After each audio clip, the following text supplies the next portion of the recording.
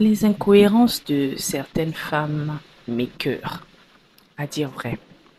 Aujourd'hui, je pense que beaucoup de femmes ne vont pas aimer la vidéo, mais il faut que je le dise pour que nous soyons plus éveillés, mesdames. Je préfère pleurer en jet privé plutôt que de payer, de pleurer dans Baka. Je préfère pleurer à Dubaï plutôt que de pleurer à Marcory. Les femmes, mesdames, arrêtez avec vos incohérences. Toi, tu dis que tu peux pas sortir avec un homme marié. Hmm. Parce que toi, tu ne conçois pas qu'un homme puisse tromper sa femme.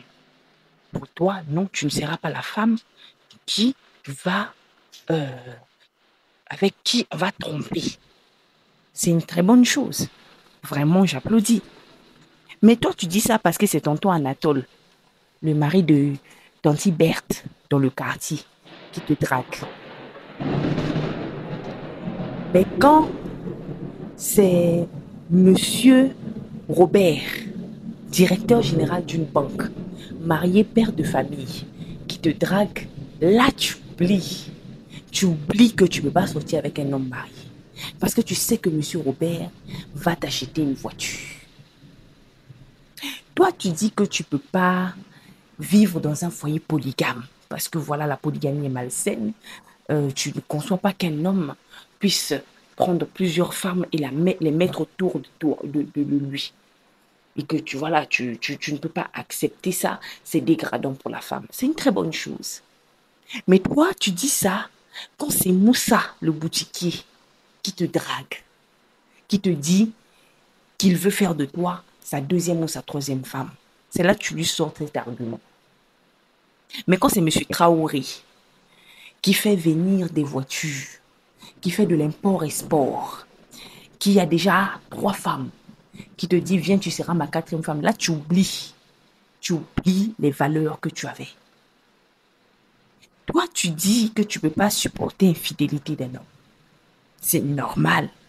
C'est normal parce que, à la base, un homme doit être fidèle, comme une femme doit être fidèle pour de bonnes relations. C'est normal. Mais tu dis ça parce que tu sors avec Chris, ton jeune du quartier. Quand il t'a trompé, tu t'es fâché, tu es parti. Mais quand c'est Edouard qui a beaucoup d'argent, Edouard, employé d'une grande microfinance, ou Edouard, l'avocat, le juge, avec qui tu es marié, qui te trompe, là tu oublies. À chaque tromperie, un cadeau. À chaque tromperie, à Dubaï. À chaque tromperie, je ne sais pas, on te donne quelque chose.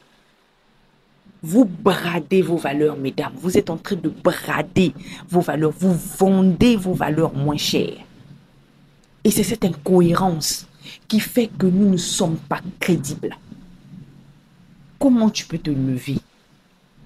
Un homme te trompe. Il t'envoie gros bouquet d'argent et tu prends. Et tu prends. Il va continuer. Il sait que bouquet d'argent, il a fait un bouquet d'argent de 200 000. Donc, une fois qu'il a une entrée de 500 000, il dit, bon, je garde les 200 000 pour faire bouquet d'argent à ma femme et je vais la tromper. C'est tout. Puisque tu as mis un montant, tu as mis, tu as mis un prix à tes valeurs. Mesdames, vraiment, il faut revoir cette partie. Si tu ne supportes pas l'infidélité, que ce soit Chris ou que ce soit Robert, qui a beaucoup d'argent, infidélité, c'est infidélité, tu restes ferme. Si tu ne peux pas sortir avec un homme marié, que ce soit tonton Anatole du quartier, ou que ce soit monsieur Brice qui travaille en une banque là-bas, qui te drague, toi une fille, tu dis je ne sors pas avec un homme marié, je ne sors pas avec un homme marié. Point. Qu'il soit riche ou pauvre. Si tu dis que tu ne peux pas vivre dans un foyer polygame, que ce soit Moussa, le boutiquier du quartier, qui te drague pour faire de toi sa quatrième femme, ou que ce soit Monsieur Traoré qui fait de l'import-export, qui te drague pour faire de toi sa quatrième femme, tu dis non. Un point, un trait.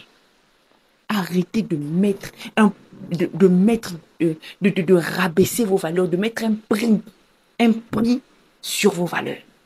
Moi, sur ce point-là, moi, j'aime beaucoup les hommes. En tout cas, je vais le dire. Sur le point de ne pas brader leurs valeurs. J'aime beaucoup les hommes. Il est très difficile de voir un homme, même si sa femme gagne l'argent, comment. Sa femme va le tromper. Tout le monde sait. Et puis il est là. C'est pas possible. Il va se lever, il va partir.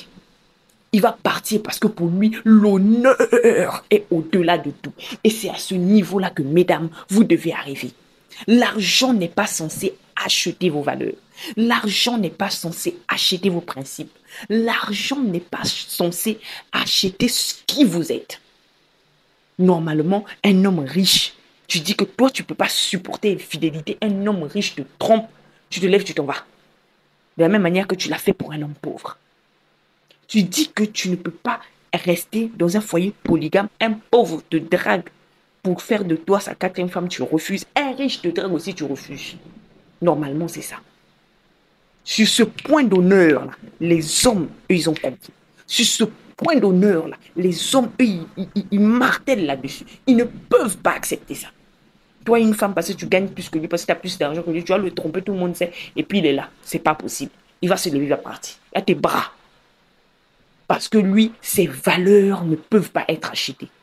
Donc, mesdames, travaillez sur vos valeurs. Travaillez sur vos principes.